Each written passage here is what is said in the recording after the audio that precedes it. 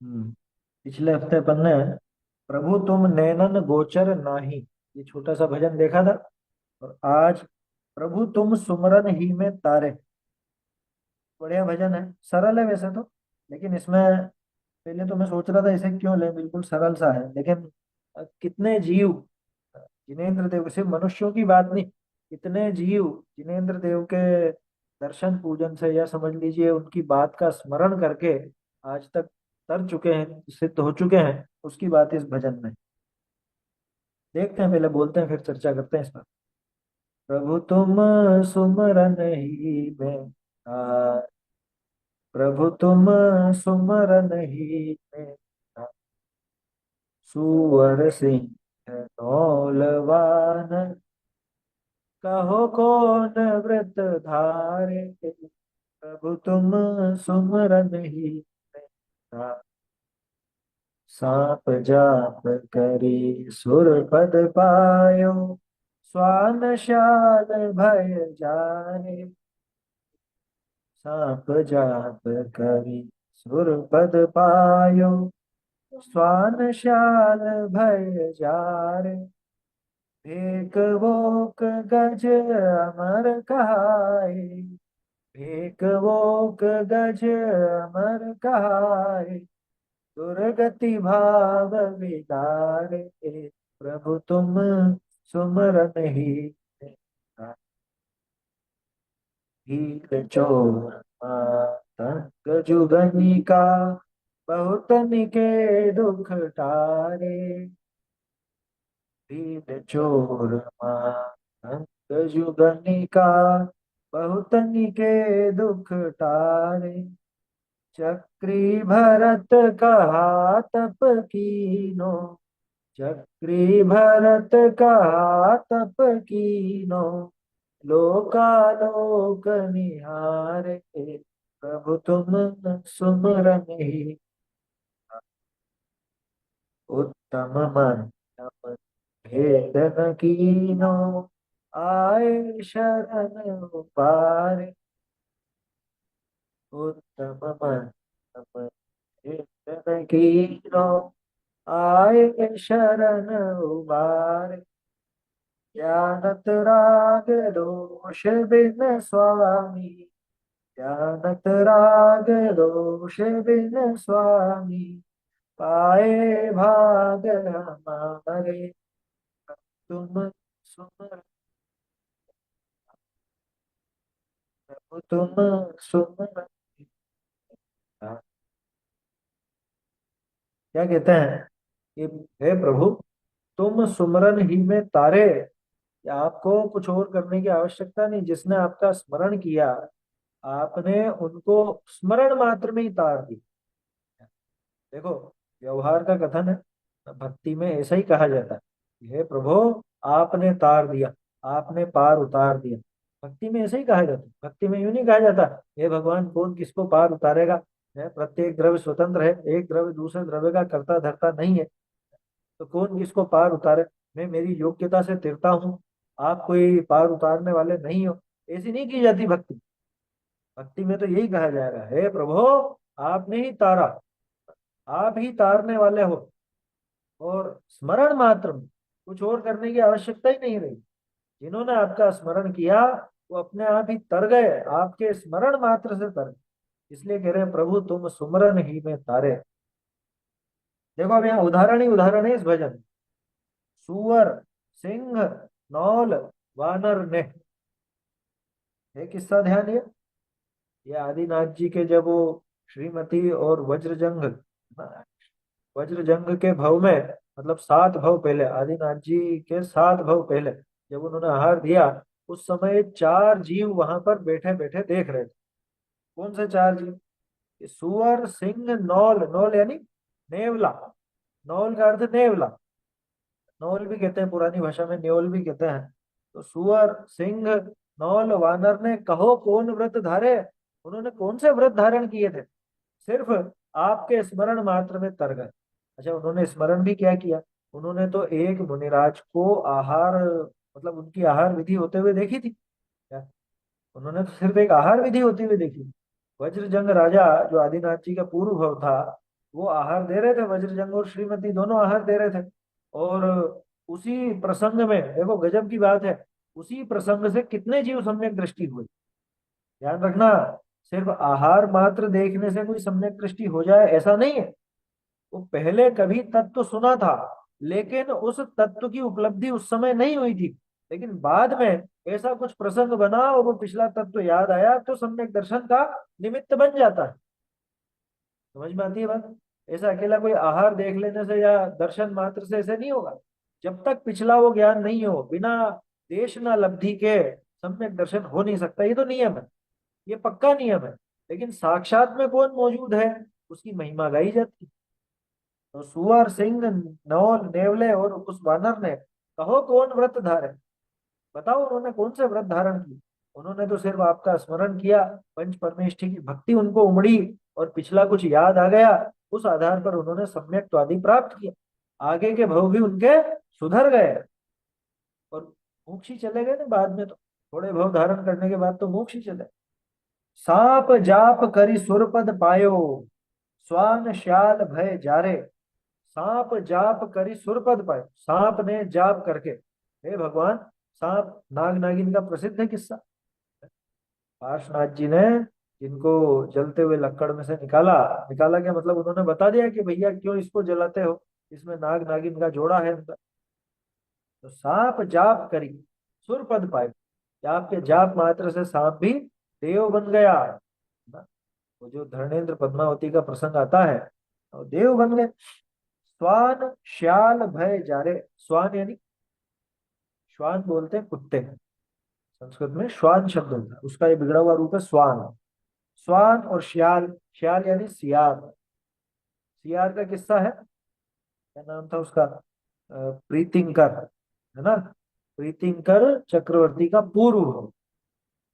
वो सियार ने मतलब मुनिराज का उपदेश सुन करके और उसको ऐसे भाव उमड़े कि रात्रि का पानी भी छोड़ दे। सुना होगा आपने, वो कहानी पढ़ी होगी आप लोगों ने। सियार ने वो रात्रि का पानी भी छोड़ दिया, है ना। अब बाद में वो एक बावड़ी में पानी पीने के लिए गया। बावड़ी तो गहरी थी, तो नीचे जाता तो अंधेरा दिखता। उसको लगता रात हो गई, पानी नहीं पीता। फिर ऊपर आके देखता कि अरे उजाला है अभी तो। फिर नीचे गया, फिर पानी पीने के लिए जाता, लेकिन अंधेरा दिखता तो नहीं पिया। इस चक्कर में प्यासा ही मर गया, देव बना बात है। तो कुल मिला के बात यह है कि स्वान और श्याल इन दोनों ने भय जारे, इनके सारे भय, सप्त भय इनके जल गए, नष्ट हो गए। है समझ में? कुत्ते का प्रसंग स्पष्ट है ध्यान। कुत्ते को किसने संबोधा? जीवनधर स्वामी ने कुत्ते को संबोधा था ना, मरते हुए कुत्ते को संबोधा था। वो श्वान भी तर गया, उसके भी भय दूर हो गए, और ये सियार भी तर गया। भेक वोक गज अमर कहाए, दुर्गति भाव विदात। भेक, हाँ, और वोक, भेक किसको बोलते हैं? भेक माने मेंढक, भेका तिर गए ऐसा आएगा। भेक माने मेंढक, कौन सा मेंढक? कि वो मेंढक जो पिछले भव में सेठ जी था, वो सामयिक कर रहा था ऊपर ऊपर से। ऊपर ऊपर से तो सामयिक का वेश, लेकिन अंदर तो पानी पानी पानी पानी। तो सब जगह पानी हो, इसी जगह जाके पैदा हो, मेंढक बन गया, भेक बन गया।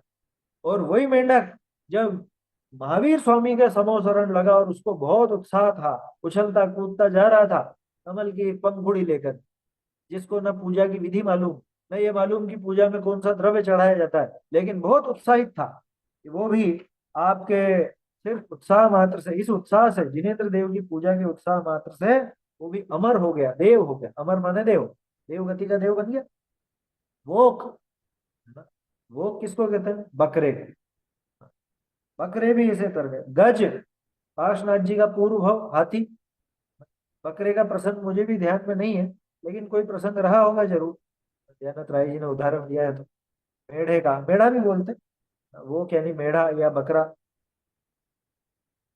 गज यानी हाथी, पार्श्वनाथ जी का पूर्व भव खुद ही वो हाथी थे। इसके अलावा और भी हाथी, जैसे रावण ने जो त्रिलोक मंडन, त्रिलोक मंडन हाथी है, समझ लीजिए। त्रिलोक मंडन हाथी वो भी सम्यक दृष्टि हो गया और पंचम गुण स्थानवर्ती हो गया।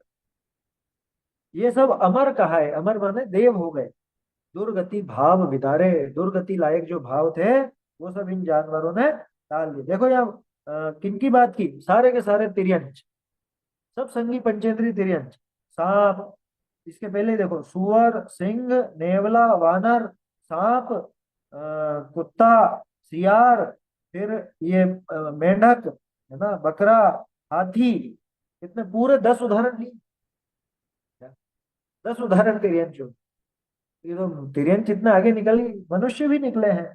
भील, चोर, मातंग, जो गणिका। हाँ, वो भरत जी का हाथी त्रिलोक मंडन वही था जो रावण का था, वहां से ले आए थे वो जीतने के बाद ना, भरत जी को दे दिया, मतलब उसको बहुत पसंद थे वो। भील, भील का मालूम है सबको, है ना, एक तो पुरुरवा भील, उसका भी प्रसंग है, और एक और दूसरे भील का भी प्रसंग है। महावीर स्वामी का जीव भी पूर्व भव में भील था। चोर, अंजन चोर का किस्सा प्रसिद्ध है। मातंग, मातंग यानी चांडाल, चांडाल यमपाल चांडाल प्रसिद्ध हुआ है अहिंसा अणुव्रत में। जो गणिका, गणिका मतलब वेश्या, वेश्या भी, वेश्या का प्रसंग इसका आता है वसंत सेना का, चारुदत्त के साथ जो प्रसंग है, वो भी धर्म मार्ग में लग गई थी आगे। तो ऐसे गणिका, बहुतनी के दुख टारे, हे प्रभु आपने ऐसे अनेक जीवों के, बड़े से बड़े पापी जीवों के दुख भी आपने टाल दिए, दूर कर दी। व्यवहार का कथन है, ध्यान रखना, व्यवहार में भक्ति इसी तरह से की जाए। हे जिनेन्द्र देव, आपने इन सबके दुख दूर किए। चक्री भरत कहा तब कीनो, लोका लोक निहार। और ज्यादा क्या कहें, भरत चक्रवर्ती ने कौन सा तप किया, लेकिन लोका लोक देख लिया, यानी कि केवल ज्ञानी हो गए। हे प्रभु आपने तो स्मरण मात्र में सबको उतार दिया। भरत जी का ये प्रसिद्ध है कि कहा तप कीनो। देखो, ये बाहरी कथन है, बाहर से कुछ तप वगैरह नहीं दिखता हो, लेकिन इसका अर्थ ही मत समझना कि अंदर में सम्यक दर्शन ज्ञान चारित्र नहीं था। सम्यक चारित्र पूरा था, उसके बिना कोई मोक्ष होता है? उसके बिना किसी को केवल ज्ञान हो सकता है? तो वो तो सब था। क्या कह रहे हैं आप अंतिम, उत्तम मध्यम भेद न कीनो। आपने किसी में ऐसा भेद नहीं किया कि ये उत्तम भक्त है, ये मध्यम भक्त है, ये जघन्य भक्त है, या ये छोटा है, ये बड़ा, ये तिर्यंच है, ये मनुष्य है, या ये देव है, इनको तो तारूंगा और इनको नहीं तारूंगा। ऐसा आपने कोई भेद नहीं किया। आए शरण उबारे, जो भी आपकी शरण में आया, आपने उसको उबार दिया। व्यवहार का कथन तो है, लेकिन इसमें निश्चय की बात भी छुपी हुई है। 80वीं गाथा लगाइए, जो जान दी अरहंतम, जो अरहंत देव को है, अपने जिनेन्द्र देव को द्रव्य गुण पर्याय से जानता है, क्या है ना, आए शरण उबारे। जिसने भी आपकी शरण ली, जो भी आपकी शरण में आया, और जिनेन्द्र देव की शरण को मतलब क्या कहते हैं, जिनेन्द्र देव की शरण, जिनेन्द्र देव के बताए हुए मार्ग पर चलकर अपने आत्मा की शरण लेना ही जिनेन्द्र देव की शरण है, पंच परमेष्ठि की शरण है। ये तो बाल बोध में सीखते हैं अपन। तो जो भी आपकी शरण आया, यानी जो अपने आत्मा की शरण आया, आपने उसको उबार दिया। उबार दिया यानी पार लगा दिया जगत से। दयानंद राय जी कह रहे हैं, राग दोष बिन स्वामी पाए भाग हमारे, कि हमारे तो भाग खुल गए, हमारे सौभाग्य का उदय है जो हमको राग द्वेष के बिना ऐसे स्वामी प्राप्त हुए हैं। यानी वीतरागी जिनेन्द्र देव हमको प्राप्त हुए हैं, ये हमारा एक अद्भुत सौभाग्य है। हम हमारे सौभाग्य की तो क्या बात करें, ये गजब का सौभाग्य है हमारा, जो हमको ऐसे जिनेन्द्र देव, वीतरागी जिनेन्द्र देव प्राप्त। प्रभु तुम सुमरन ही में तारे, आपने स्मरण मात्र में इनको पार लगा दिया। देखो, पार होने वाला जीव तो स्वयं अपनी योग्यता से पार होता है, लेकिन बाहर में निमित्त सच्चे देव, सच्चे शास्त्र, सच्चे गुरु का ही होता है। इसलिए यहाँ पर उनकी महिमा, उनकी भक्ति की जाती है। तो भक्ति में यही कहा जाएगा, ध्यान रखना, भक्ति में कभी ऐसा नहीं कहा जाएगा, हे प्रभु सब द्रव्य स्वतंत्र है, कौन किसको तारे, आप मुझे तारने वाले नहीं हो। ऐसी ऐसी बातें नहीं की जाती भक्ति। भक्ति में यही बात आई है, हे प्रभु आप नहीं तारा, आप नहीं मिलते तो हम तो संसार में भटकते ही रहे, कैसे कैसे हम पार लगते इस संसार से। ऐसी बात इसमें, इस भजन में आई है, सुंदर बात है, सरल है भजन तो वैसे।